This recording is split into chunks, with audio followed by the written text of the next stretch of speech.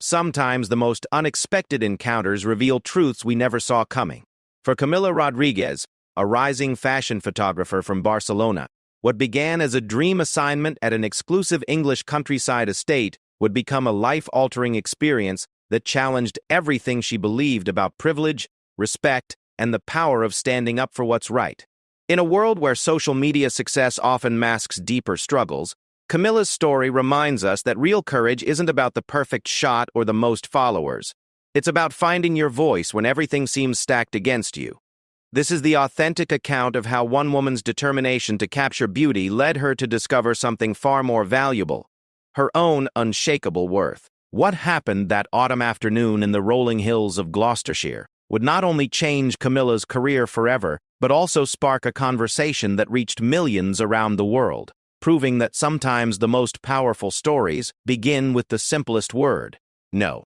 Camilla Rodriguez adjusted her camera strap for the third time as her rental car crunched along the graveled driveway of Thornfield Manor. The September morning mist hung low over the Gloucestershire countryside, creating the perfect ethereal backdrop she had envisioned for this shoot. After months of planning and saving, she had finally secured permission to photograph at one of England's most prestigious private estates, home to the renowned Thornfield stables. The 28-year-old photographer had built her career from nothing, starting with a second-hand camera her grandmother had given her during university in Barcelona. While her classmates partied or studied traditional subjects, Camilla spent weekends capturing the raw beauty of street markets, elderly couples in parks, and children playing in fountain squares. Her Instagram account, which began with barely 50 followers, had grown to over 200,000 through her unique ability to find magic in everyday moments. But this assignment was different. Luxury lifestyle brand Astoria had commissioned her for their upcoming equestrian campaign, specifically requesting shots that captured Old English elegance meets modern sophistication. The budget was more than she typically earned in 3 months, and success here could open doors to the kind of high-end commercial work that had always seemed beyond her reach. Camilla parked near the manor house, a sprawling stone building that looked like something from a period drama. Ivy crawled up its walls, and mullioned windows reflected the morning light like diamonds. She had arrived early, wanting to scout locations and test lighting before her model arrived at noon. The contract clearly stated she had permission to photograph throughout the grounds, including the stables, gardens, and riding paths, from 9 a.m. to 6 p.m. As she unpacked her equipment, Camilla felt that familiar flutter of excitement mixed with nerves.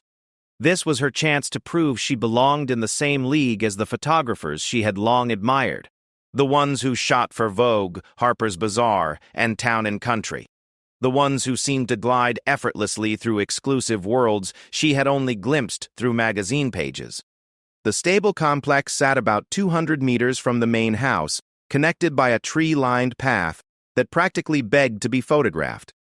Camilla shouldered her camera bag and headed toward the sound of horses nickering and the rhythmic thud of hooves in the distance. The morning air carried scents of hay, leather, and that particular earthy smell that clung to well-maintained stables.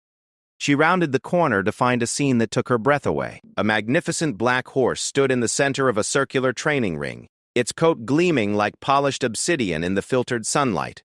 The animal moved with a grace that seemed almost supernatural, responding to subtle commands from a trainer who stood at the center with a long lead rope. Without thinking, Camilla raised her camera and began shooting. The light was perfect, catching the horse's powerful muscles as they rippled beneath its skin. Each movement told a story of strength, breeding, and centuries of careful training. Through her viewfinder, she could already see how these images would look in the final campaign. Elegant script overlaying shots of timeless beauty. She was so absorbed in capturing the moment that she didn't notice the approaching footsteps until a sharp voice cut through the morning quiet. "Excuse me, you cannot photograph here." Camilla lowered her camera to find a man in his 50s standing nearby, wearing the kind of wax jacket and Wellington boots that screamed old money. His face was ruddy from years of outdoor work, but his posture radiated authority. A brass nameplate on his jacket read, "Head Groundskeeper." "Oh, hello," Camilla said, offering her most professional smile. "I'm Camilla Rodriguez. I have permission to shoot here today for a commercial campaign." She reached into her bag for the signed contract. I can show you the paperwork if you'd like. The man, who would later introduce himself as Jeffrey Hartwell, barely glanced at the documents. I don't care what papers you have. That horse doesn't like cameras, and I won't have you disturbing our animals. Camilla blinked, confused. The horse in question was still moving peacefully in the ring, showing no signs of distress. If anything, it seemed completely unbothered by her presence.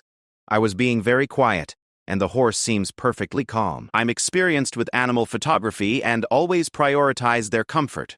The horse refuses you, Jeffrey stated flatly, as if this settled the matter entirely. The words hung in the air like a challenge.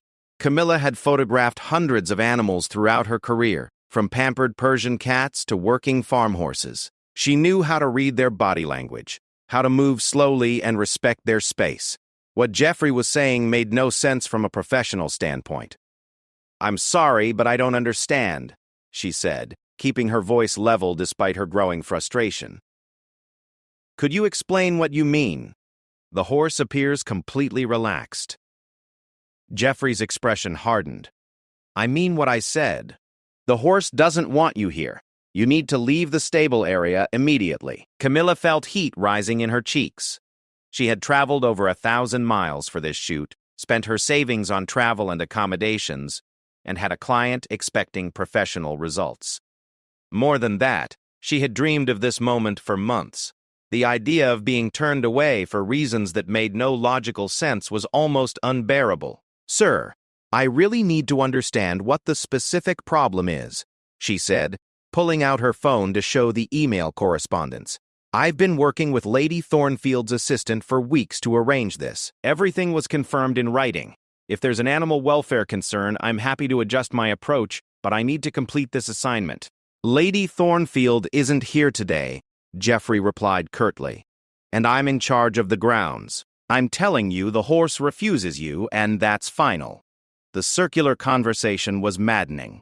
Camilla looked around, hoping to spot someone else in authority who might be more reasonable. The trainer in the ring had stopped working with the horse and was watching their exchange with obvious discomfort. A few stable hands had also appeared, hovering at a distance but clearly listening to every word.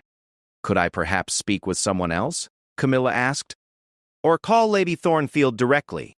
I'd hate for there to be a misunderstanding that affects my client relationship. Jeffrey stepped closer, and Camilla caught a whiff of tobacco and something sharper, possibly alcohol, though it was barely past 9 in the morning. There's no misunderstanding. You're not wanted here. The horse has made that clear. For a moment, Camilla wondered if she was missing some cultural nuance, some unspoken rule about English country estates that her research hadn't uncovered. But as she looked into Jeffrey's eyes, she saw something that had nothing to do with horses or legitimate concerns. She saw a man who had decided she didn't belong, and who was using his position to enforce that decision. I understand you have authority over the grounds, Camilla said carefully, but I also have a legal contract that gives me permission to be here. Could we perhaps find a compromise? I could work in a different area of the stables, or wait until the horses are in their stalls. No compromise, Jeffrey snapped. You leave now, or I'll have security escort you off the property. The trainer had finished with the black horse and was leading it toward the stable building, but Camilla noticed he kept glancing back at their conversation. Something in his expression suggested he didn't entirely agree with Jeffrey's stance, but wasn't willing to contradict him openly. Camilla's mind raced through her options. She could retreat to the gardens and hope to salvage something from the shoot, but the stable shots were crucial to the campaign's vision. She could demand to speak with Lady Thornfield, but that might burn bridges she couldn't afford to lose. Or she could stand her ground and insist on her contractual rights, risking an escalation that could end with her being banned from the property entirely.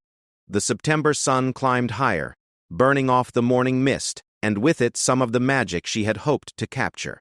Her model would arrive in a few hours, expecting a professional setup and a clear plan. Her client was counting on images that would launch their campaign across multiple platforms. Her career momentum depended on delivering work that proved she could handle high-pressure assignments in exclusive locations. But more than any of that, something deep inside Camilla rebelled against the arbitrary nature of Jeffrey's rejection. She had worked too hard and come too far to be dismissed without a real explanation.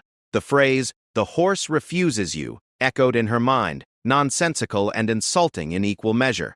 "I'm going to need you to explain, specifically, what behavior from the horse makes you think it refuses me," she said, her voice gaining strength. "Because, from where I'm standing, I see an animal that's showing no signs of distress, agitation, or discomfort. What I don't see is any legitimate animal welfare concern that would justify preventing me from doing the job I was hired to do." Jeffrey's face flushed darker. "Don't you dare question my expertise with these animals. I've been working with horses since before you were born." "I'm not questioning your expertise," Camilla replied, surprised by her own boldness. "I'm asking for specific information so I can address any concerns and do my job properly." "That seems reasonable." For a long moment, they stood in silence, the morning bird song and distant sound of horses in their stalls providing an oddly peaceful soundtrack to their standoff. Camilla realized this was a pivotal moment, not just for her career, but for how she saw herself. She could back down, apologize for causing trouble, and try to make the best of whatever scraps she could salvage from this expensive disaster. Or she could trust in her own professionalism, her own worth, and her own right to be here. She could refuse to be dismissed by someone whose arguments made no sense, and whose authority seemed to stem more from prejudice than legitimate concern. The choice would define everything that followed. Camilla took a deep breath, drawing strength from the weight of her camera around her neck and the memory of every obstacle she had already overcome to reach this moment. "Mr. Hartwell," she said, reading his nameplate again, "I respect your position here, but I also respect my own professional obligations. I'm going to call Lady Thornfield's assistant right now to clarify this situation." Jeffrey's eyes narrowed. "You do that. But don't expect it to change anything. Some people just don't belong in certain places, and horses know." The implication in his words hit Camilla like a physical blow. She stared at him, processing what he wasn't quite saying directly. In all her years of building her career, she had occasionally wondered if certain doors remained closed because of her background, her accent, her appearance. But she had always given people the benefit of the doubt, choosing to believe that talent and hard work would ultimately speak louder than prejudice. Now, standing in this picture-perfect English countryside setting, she realized how naive that might have been. Her phone rang before she could make the call herself. The caller ID showed Astoria Creative Marcus. Her client was calling 3 hours early, never a good sign.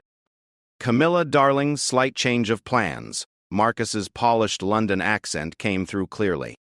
"Our model, Sophia, has come down with something dreadful. Food poisoning, apparently. She's absolutely gutted, but there's no way she can travel today." Camilla's heart sank even further. First the standoff with Jeffrey, now this. She walked a few steps away from the groundskeeper to continue the conversation privately, though she could feel his eyes boring into her back. "Marcus, I'm already set up at the location. Can we postpone by a day or two? I've got everything ready here." "That's just it, love. Thornfield is booked solid for the next month. Some big charity event next week. Then, hunting season preparations. If we can't shoot today, we'll have to find an entirely different location." Camilla closed her eyes, calculating rapidly. Starting over would mean losing the location fee she'd already paid, the travel expenses, and probably the contract itself, as Astoria would have every right to go with a different photographer. More than that, it would mean admitting defeat in the face of Jeffrey's unreasonable opposition. "What if," she said slowly, an idea forming, "what if I could find a local model, someone who could step in today? Camilla, we specifically chose Sophia because she has equestrian experience. We can't just grab someone off the street. No, I mean someone with real riding credentials, someone local who knows these horses. It might actually work better for authenticity." Marcus paused, and she could practically hear him considering the angles. "You think you could arrange that? Today?" "Give me an hour," Camilla said, surprised by her own confidence. "I'll call you back." She hung up and turned to find Jeffrey still watching her, his arms crossed over his chest. The trainer who had been working with the black horse earlier was now visible near the stable entrance, grooming a beautiful chestnut mare. Perfect. "Excuse me," Camilla called out, walking toward him before Jeffrey could intercept. "Could I speak with you for a moment?" The trainer looked up, his weathered face creasing with concern as he glanced between her and Jeffrey. He was younger than she had initially thought, probably early 40s, with the kind of deep tan that spoke of years working outdoors. "I'm David Pemberton," he said, extending a hand that was calloused but gentle. "I manage the training program here." Camilla Rodriguez. "I'm photographing for a campaign today, but I've run into a small problem. My model can't make it, and I need someone with real writing experience. Would you happen to know anyone locally who might be interested? The pay would be quite good." David's eyes lit up with interest, but then he glanced toward Jeffrey and his expression became cautious. "Well, there's my daughter Emma. She's been riding since she was 4, competes at county level. Just finished her A-levels and is taking a gap year before university." But what?" Jeffrey had approached during their conversation, and David's reluctance became clear. "Mr. Hartwell here has some concerns about the photography session." "My concerns," Jeffrey interjected, "are about disrupting the horse's routines. These are valuable animals, not circus performers." Camilla turned to face him directly. "Mr. Hartwell, I understand your protective instincts toward the horses." "That's admirable. But I'm a professional with experience in equestrian photography. I can show you references from other shoots, testimonials from stable owners who've worked with me. What specific protocols do you need me to follow to ensure the animal's well-being?" It was a direct challenge, posed in the most reasonable terms possible. Jeffrey's face reddened again as he struggled to come up with concrete requirements rather than vague dismissals. "The horses need their normal exercise routines," he said finally. "Their feeding schedule can't be disrupted, and they can't be stressed by loud noises or sudden movements." "Absolutely agreed," Camilla nodded. "I work with natural light whenever possible, so no flash. I move slowly around animals and always follow the handler's lead. I can work around their normal schedule completely." David looked intrigued, despite Jeffrey's obvious disapproval. "Emma would love the experience, and she's brilliant with the horses. She's actually been talking about maybe studying photography herself." "I'd love to meet her," Camilla said, pulling out her phone to show some of her previous work. "These are from a shoot I did at a racing stable in Ireland last year. The owners were so happy they've hired me twice since." David scrolled through the images, his expression growing more impressed. "These are gorgeous. Really capture the personality of each horse. Emma would be over the moon to be part of something like this." Jeffrey stepped closer to look at the phone screen, and Camilla saw his facade of concern beginning to crack. The photographs clearly showed her expertise and sensitivity with the animals. Horses stood relaxed and alert in perfectly composed shots that highlighted their natural beauty without any signs of stress or manipulation. "This black stallion," David said, pointing to one image, "looks just like Thunder, our prize thoroughbred. Same bloodline, actually. How did you get him to hold this pose?" "Patience," Camilla smiled, "and really good treats. The key is working with their natural behavior rather than forcing anything. I watched him for about 30 minutes before I even took the camera out, learning his personality and preferences." She could see David was genuinely excited about the project now, but Jeffrey's resistance seemed to be hardening rather than softening in the face of evidence of her competence. "Mr. Hartwell," she said, making one final attempt at diplomacy, "what would it take for you to feel comfortable with this shoot proceeding? I'm willing to follow any reasonable guidelines you set." Jeffrey's jaw tightened. "I already told you. The horse refuses you. That's not something that can be negotiated away with pretty pictures from other places." The absurdity of the statement hung in the air. David looked uncomfortable, clearly recognizing that his colleague was being unreasonable, but unwilling to contradict him directly in front of an outsider. Camilla made a decision that surprised even her. She walked over to the fence of the training ring where the black horse, Thunder, was now standing calmly. The magnificent animal looked up as she approached, his dark eyes intelligent and curious. "Hello, beautiful boy," she said softly, extending her hand palm up so he could catch her scent. Thunder stepped forward without hesitation, lowering his massive head to sniff her fingers. Finding her acceptable, he allowed her to stroke his velvety nose. "There," she said, turning back to Jeffrey with Thunder's warm breath on her shoulder. "I'm pretty sure he likes me just fine." Jeffrey's face went through several shades of red and purple. "Get away from that animal immediately." But Thunder was clearly enjoying the attention, nuzzling Camilla's jacket pocket where she'd stashed some apple slices from her hotel breakfast. She pulled one out and offered it to him on her flat palm, the way she'd learned to feed horses as a child visiting her uncle's farm in Andalusia. "Easy, boy," she murmured as Thunder gently took the apple.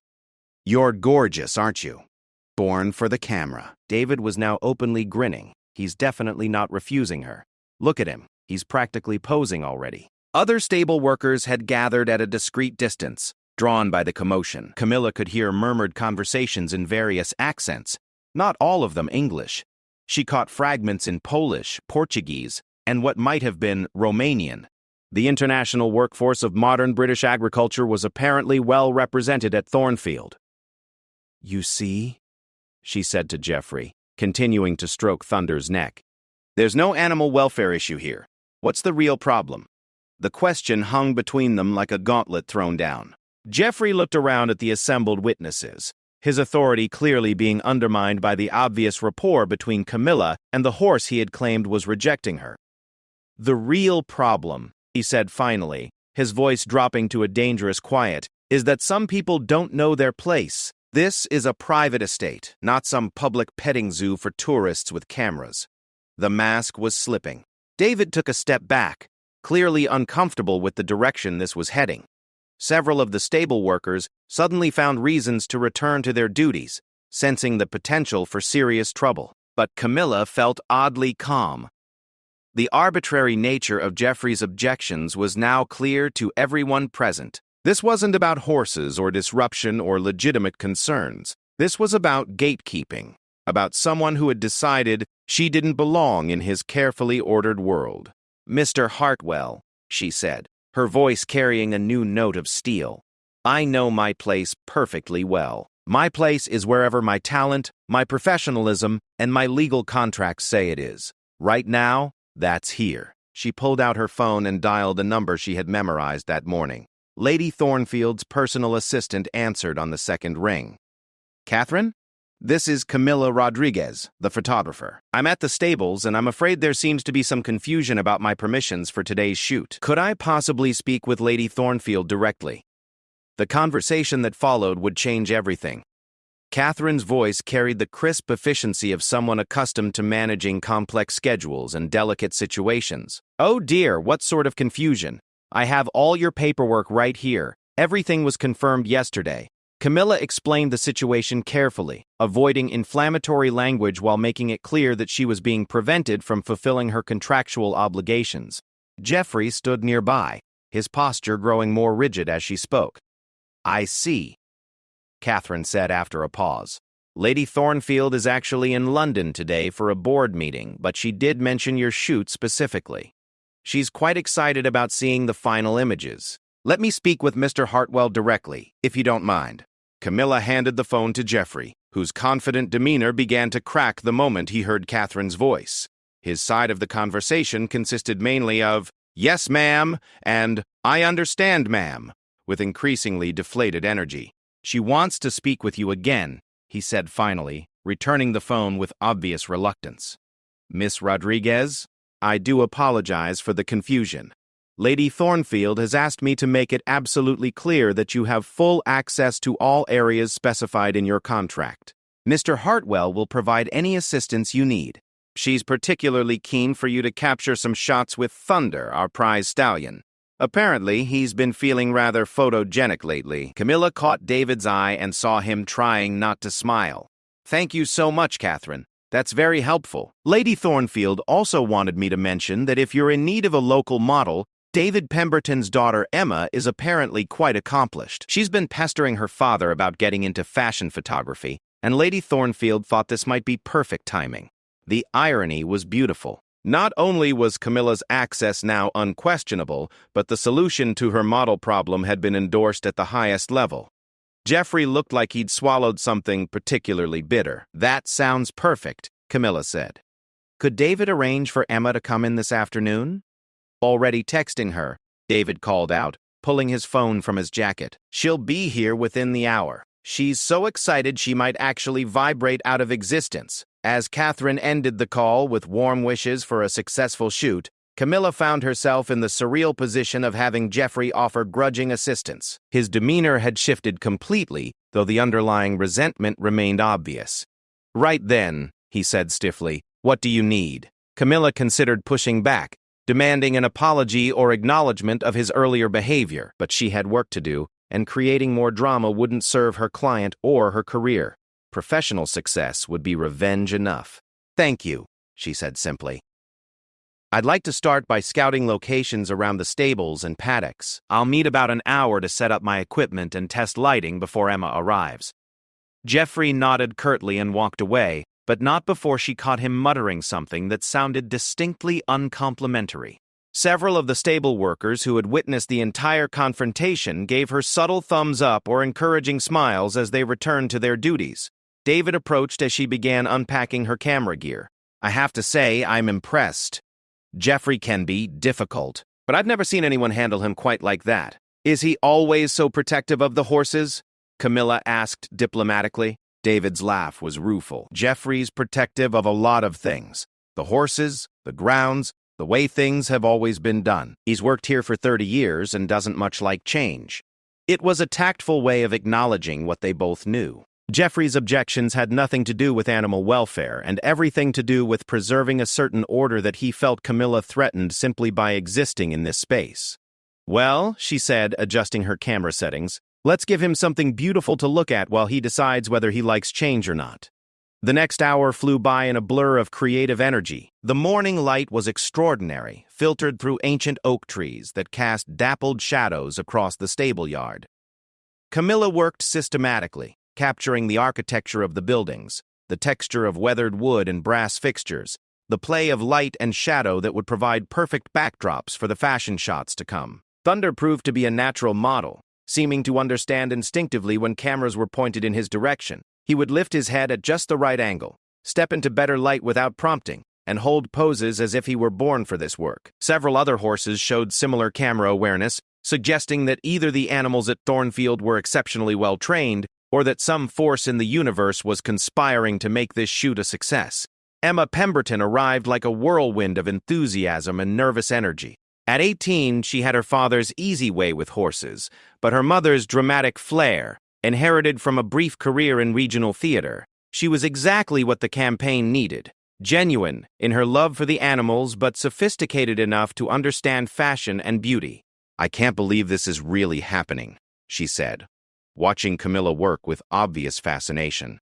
"I've been following your Instagram for months. The way you capture emotion in your subjects is incredible. The key is patience," Camilla explained, showing Emma how she was framing shots to include both the architectural elements and the natural beauty of the horses. "Most people try to force the perfect moment, but the perfect moment usually comes when you stop trying to create it and start noticing it." Emma proved to be a quick study and a natural in front of the camera. Her years of riding competitions had given her excellent posture and an intuitive understanding of how to present herself alongside the horses. More importantly, her genuine comfort with the animals translated beautifully into relaxed, authentic images. They started with simple portraits, Emma in elegant casual wear that Camilla had coordinated with the client. The afternoon light was golden and warm, creating natural rim lighting that made both girl and horse look almost ethereal. Thunder was particularly cooperative, seeming to understand that he was part of something special. "This is going better than I could have imagined," Emma said during a break, scrolling through the preview images on Camilla's camera. "These don't even look like pictures. They look like paintings." "That's exactly what I was hoping for," Camilla replied, adjusting her lens for the next sequence. "The brand wants timeless elegance, something that could have been shot yesterday or 50 years ago." As the afternoon progressed, they moved through different areas of the estate. The formal gardens provided classical backdrops, while the working areas of the stables offered more authentic, gritty textures. Emma changed outfits between locations, transitioning from country casual to sophisticated equestrian wear to evening elegant pieces that seemed to glow in the golden afternoon light. Jeffrey made occasional appearances, ostensibly checking on the horses, but clearly monitoring the shoot. His attitude had shifted from openly hostile to grudgingly professional, though Camilla noticed he still avoided direct eye contact with her. She decided to interpret this as progress rather than dwelling on what it revealed about his character. "The light is starting to get really special," Emma observed as they prepared for the final sequence of the day. "Dad says this is the magic hour for photography." "Your dad's right," Camilla said, checking her exposure settings. "We have maybe 30 minutes of perfect light left. I want to end with something spectacular." She had been saving the best location for last, a hill overlooking the estate where the late afternoon sun would create dramatic silhouettes against the sky. The climb was worth it for the view alone, but with Thunder's dark coat contrasting against the golden light, the setting promised to be extraordinary. Emma mounted Thunder with the easy grace of someone who had been riding since childhood. The horse responded to her subtle cues perfectly, moving into position as if he understood the artistic vision they were pursuing. Camilla worked quickly but deliberately, knowing that this magical light would fade fast. The images she captured in those final 30 minutes were the kind that photographers dream about, the ones that make careers and win awards. Emma and Thunder moved together like dancers, creating moments of perfect harmony between human and animal, tradition and innovation, earth and sky. As the sun finally dipped below the horizon, Camilla lowered her camera with the deep satisfaction of knowing she had something special. More than special, she had images that would not only satisfy her client, but potentially transform her career. "That was incredible," Emma breathed, dismounting and giving Thunder an affectionate pat. "I feel like we just created something magical." "We did," Camilla agreed, already mentally editing the final sequence. "These images are going to be something really special." As they packed up equipment and prepared to head back to the stables, Camilla reflected on how dramatically the day had evolved from disaster to triumph. What had begun with arbitrary rejection and baseless obstacles had become one of the most successful shoots of her career, thanks to her refusal to accept Jeffrey's unreasonable demands. But as they walked down the hill in the gathering dusk, she had no idea that the day's events would soon take one more unexpected turn, one that would make her story known far beyond the world of fashion photography. Back at the stables, Camilla was transferring files from her camera to her laptop when Emma's phone began buzzing with notifications. The teenager's eyes widened as she read her screen. Camilla? Did you post anything about today's shoot yet?" "Not yet. Why?" Camilla looked up from her equipment organization, noting Emma's concerned expression. "Someone else did. And it's going viral." Emma turned her phone screen toward Camilla, revealing a TikTok video that already had over 50,000 views and was climbing rapidly. The video showed Jeffrey's confrontation with Camilla from that morning, apparently filmed from inside the stable building by one of the workers. The footage was damning. It clearly captured Jeffrey's unreasonable behavior, his refusal to explain his objections, and most tellingly, his comment about some people not knowing their place. But what made the video truly powerful was the second half, showing Camilla calmly interacting with Thunder, proving that Jeffrey's claims about the horse refusing her were completely fabricated. "Oh no," Camilla breathed, scrolling through the comments that were flowing in faster than she could read them. The majority were supportive of her, but the exposure felt overwhelming and potentially dangerous for her career. "Actually," Emma said, continuing to monitor the video's engagement, "I think this might be good for you. Look at these comments." The responses were overwhelmingly positive. People were praising Camilla's professionalism under pressure, calling out Jeffrey's obvious prejudice and demanding to see the photos from the shoot. Several verified accounts had already shared the video, including some major fashion influencers and photography organizations. David appeared at Emma's shoulder, having finished settling the horses for the evening. "I saw the video too. Half the stable staff sent it to me. I have to say, Jeffrey comes off looking pretty terrible." "I never wanted this to become public," Camilla said, genuinely concerned. "This could cause problems for everyone here." "Jeffrey caused problems for himself," David replied firmly. What you did today was handle an impossible situation with grace and professionalism. People need to see that. Camilla's own phone was starting to ring constantly.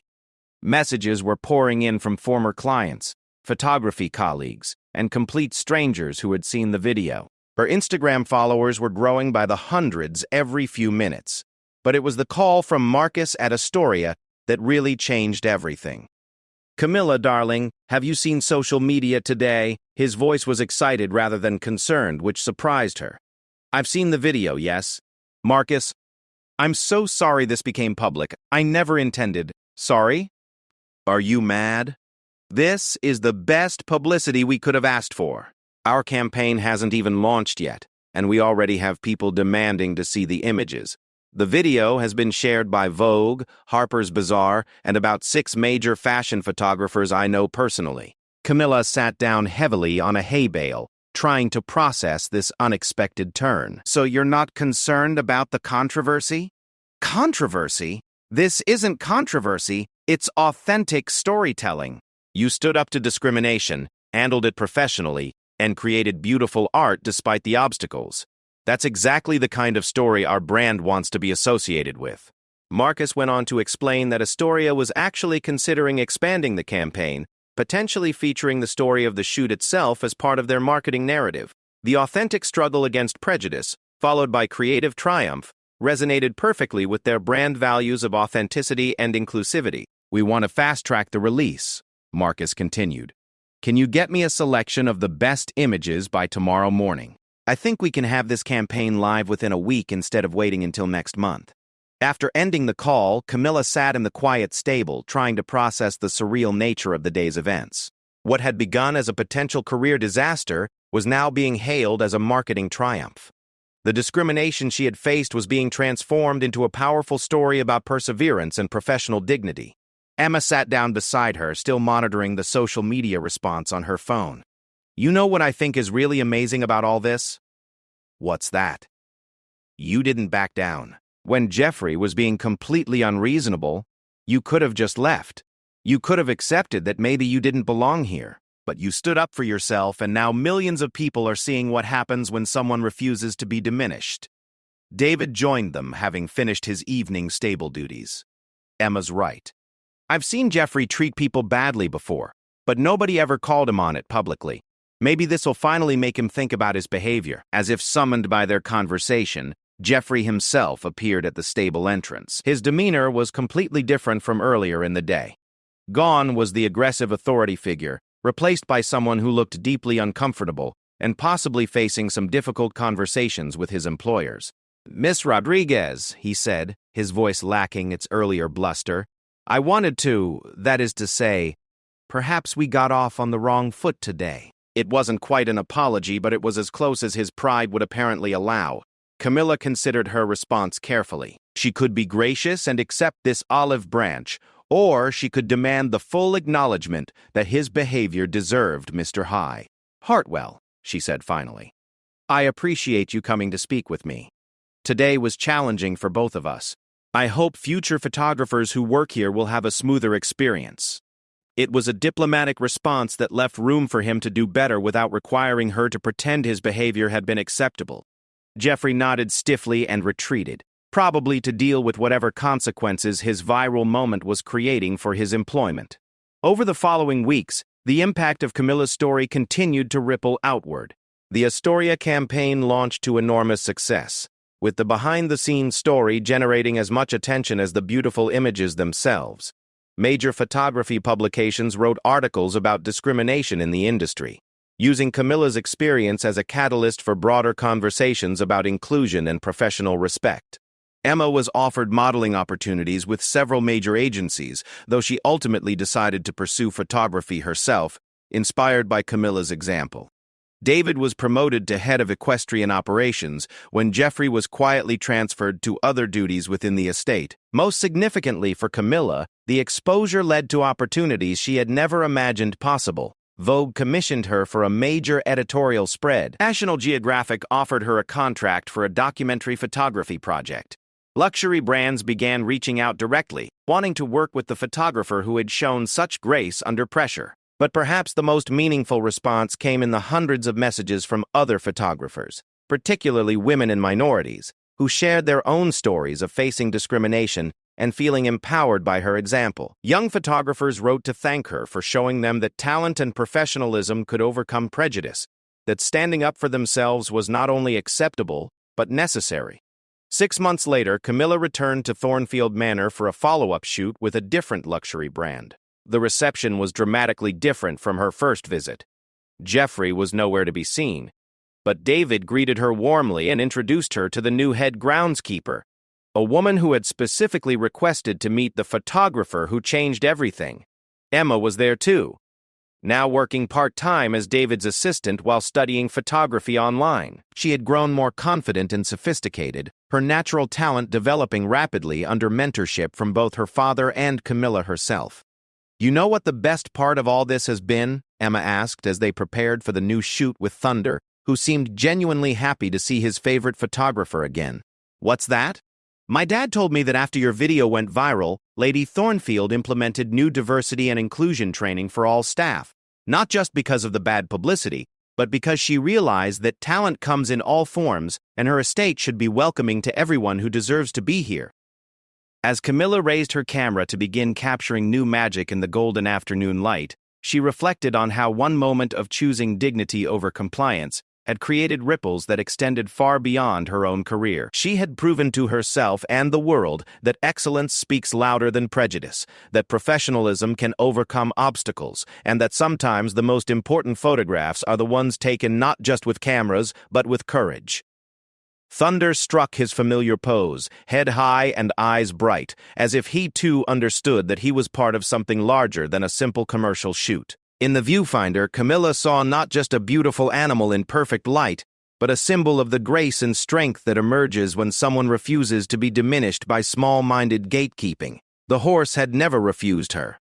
The only thing that had been refused that day was the idea that she didn't belong wherever her talent could take her. And as she captured frame after perfect frame, surrounded by people who now respected her completely, Camilla knew that the most important battle of her career had been won not with arguments or anger, but with quiet insistence on her own worth. The story that had begun with arbitrary rejection had become one of triumph, transformation, and the power of standing firm in the face of discrimination.